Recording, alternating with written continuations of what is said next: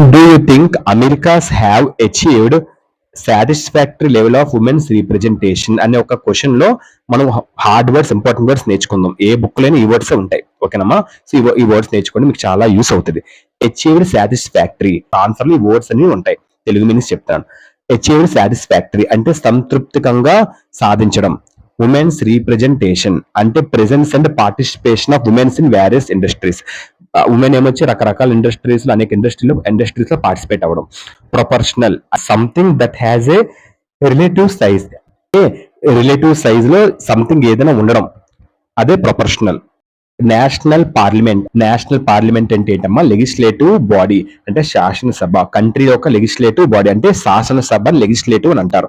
So కంట్రీలో ఒక national body, so legislative body country that represents people, allows them to participate. So participate చేయడానికి allow చేస్తారు.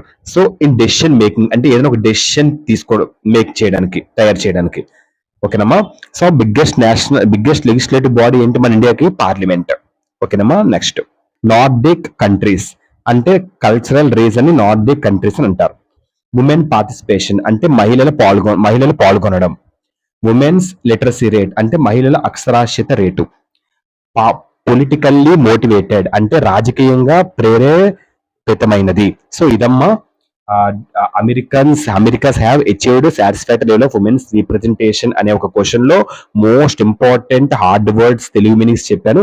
ఏ book లోని ఈ వర్డ్స్ ఉంటాయి, ఏ మెటీరియల్ మీరు చదివినా.